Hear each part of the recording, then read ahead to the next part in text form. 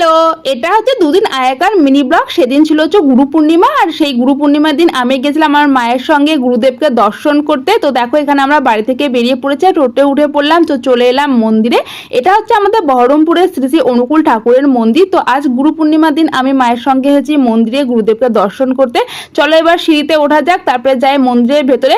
আর মন্দিরের ভেতরে তোমাদেরকে দেখাতে পারিনি, কারণ মন্দিরের ভেতরে ক্যামেরা অ্যালাউ ছিল না, যার জন্য তোমাদেরকে দেখাতে পারিনি। আর এর আগেও আমি আমার অনেক ব্লগে দেখিয়েছি তোমাদেরকে এই মন্দিরটি। যখনই মন্দিরে আসি তখনই তোমাদেরকে ভিডিও করে আমি দেখাই মন্দিরটি। তো চলো উপরে ইভিনিং এর প্রার্থনাটা করে চলে এলাম নিচে। আর নিচে হবে হচ্ছে সৎসঙ্গ অনুষ্ঠান। তো এই দেখো এখানে হচ্ছে ঠাকুর সাজানো হচ্ছে। আর মন্দিরটি কিন্তু ভীষণই সুন্দর। তোমাদেরকে কোনো একদিন আমি পুরো মন্দিরটা ঘুরে দেখাবো যে এতটা সুন্দর বহরমপুরের শ্রী শ্রী অনুকূল ঠাকুরের মন্দির এটা। তো চলো দেখো মন্দিরের বাইরে কিন্তু বিভিন্ন রকমের গাছ আছে। এখানে আম গাছ, তারপরে কাঁঠাল গাছ, জাম গাছ আর কলা গাছ, সবজির প্রচুর সবজির গাছও আছে মন্দিরে। তো দেখো এখানে মানে অনেকটা জমি আছে, এখানে কলা গাছ আছে, ভীষণই ভালো লাগে আমার এইগুলো দেখতে।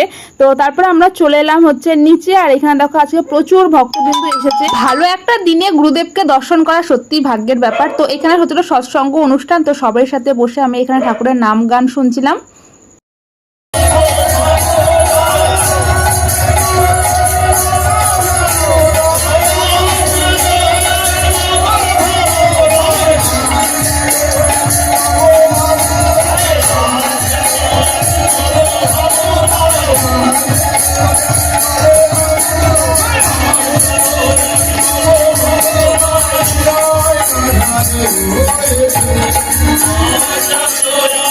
তারপর সৎসঙ্গ শেষ হয়ে যাওয়ার পর এখানে প্রসাদ নিয়ে নিয়েছি। আর প্রসাদে ছিল হচ্ছে পাস্তা আর কাঁঠাল। তো প্রসাদ খাওয়ার পর আমরা চলে এলাম বাড়ির দিকে। আর বাড়ি আসার সময় আমার কিছু জিনিস কেনার ছিল, মানে কিছু ক্রিম কেনার ছিল, সেগুলো আমি কিনে নিচ্ছি। এখানে একটা চলেছে জুয়েলারি দোকানে।